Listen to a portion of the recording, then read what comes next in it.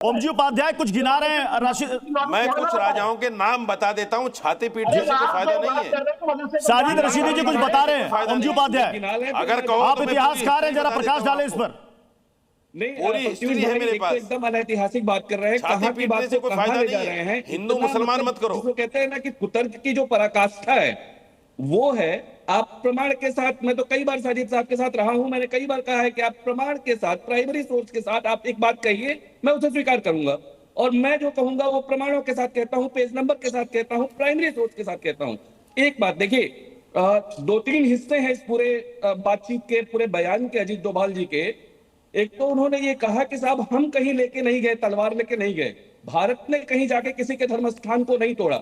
बहुत अच्छी बात अटल जी ने बहुत पहले लिखी है कि होकर स्वतंत्र कब मैंने चाहा कर लूं अपने जग को गुलाम, मैंने तो सदा सिखाया है करना अपने मन को गुलाम, गोपाल राम के नामों पर कब मैंने अत्याचार किए, कब दुनिया को हिंदू करने घर घर में अत्याचार किए, कोई बतलाए काबुल में जाकर कितनी मस्जिद तोड़ी, भूभाग नहीं सत सत मानव के हृदय जीतने का निश्चय, हिंदू तनमन हिंदू जीवन रग रग हिंदू मेरा परिचय। तो केवल एक बार पहले बता दें कि हम कब गए तलवार लेके, हमने कब कोई किसी का धर्म स्थान तोड़ा। और मैं 1000 उदाहरण दे सकता हूं। 30,000 मंदिर तोड़े गए साहब, यहाँ इस देश के आत्मा को मरमाहत किया गया जब इस्लामिक आक्रांताओं ने यहाँ पर लेके आए वो 712 के बाद। आप इतिहास देखिए ना, या 1026 जिसकी हम बात पिछले 2-3 दिनों से कह रहे हैं, सोमनाथ की बात कह रहे हैं, और इस बात को याद रखना, इस बात को अपने जहन में ताजा रखना इसलिए जरूरी है कि इतिहास हमें बहुत कुछ सिखाता है साहब, हम वैसी गलतियां फिर नहीं दोहरा सकते। इसलिए और तीसरी बात जो बहुत महत्वपूर्ण कही है प्रत्युष भाई, वो भी कि युवाओं को ये समझाया है कि एक तो अपने इतिहास को ठीक से जानो, उससे सबक लो, सीखो। ठीक है उस्मान जी, अगर एनएसए कह रहे हैं कि भारत को अपने अधिकारों, विचारों और विश्वासों के आधार पर फिर से महान बनाना होगा, तो इसमें क्या गलत है? उस्मान जी, यही बात मैं कह रहा हूं कि एक तो अपनी विरासत। उस्मान जी मेरा सवाल मोहम्मद उस्मान जी से था। देखिए, मैं इसे यहां से शुरू करता हूं। हाँ, कि नफरत की बात करना, अदावत की बात कर, और जीना है अगर सुकून से तो मोहब्बत की बात कर। यकीनन उन्होंने खुद इस बात को बता दिया कि जब उन्होंने अपनी बात की डोभाल जी ने और कहा प्रतिशोध, तो प्रतिशोध को उन्होंने खुद कहा कि यह एक गलत शब्द है, और यकीनन प्रतिशोध किसी चीज का हल नहीं हो सकता।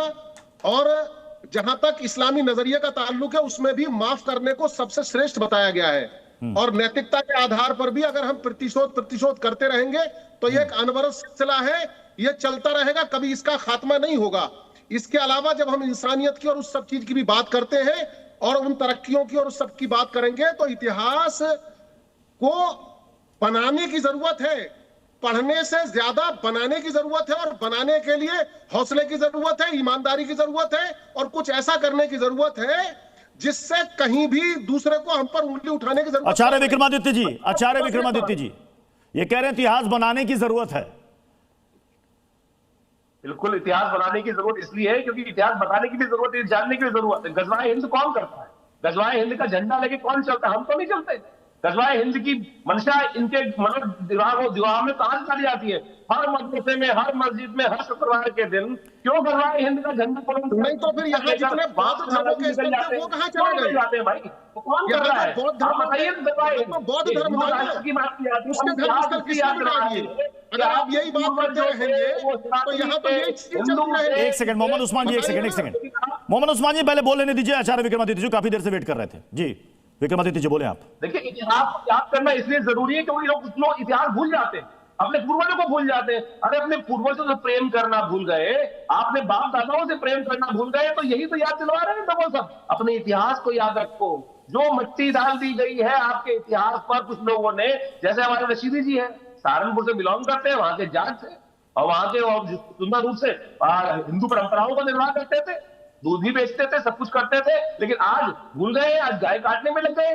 क्या स्थिति है ये? तो यही तो याद दिलवाने की बात कर रहे हैं कि भाई तुम्हारे पूर्वज जिस चीज की उपासना करते थे, जिसमें श्रद्धा करते थे, प्रेम करते थे, तो वो वापिस याद दिलवाओ।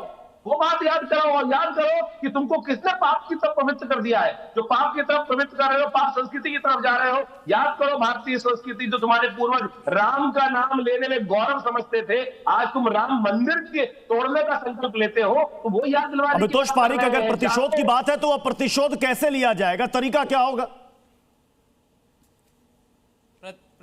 प्रत्युष भाई, सबसे पहले तो एक बात मैं क्लियर कर देता हूं कि एक फॉल्स नैरेटिव आपके माध्यम से इस्लामिक स्कॉलर ने बनाया कि इस्लाम बहुत मजहबी शांति दूत है और इस्लाम माफ करना सिखाता है। कहीं नहीं सिखाता। कुरान की सूरत 2 आयत 98, सूरत 2 आयत 24, सूरत 48 आयत 6 साफ पनिशमेंट्स की बात करती है। जब तक आप ईमान नहीं ले आते कोई माफी नहीं है। दूसरी बात, विल ड्यूरेंट का आप एग्जाम्पल ले लीजिए, हिस्टोरियन का।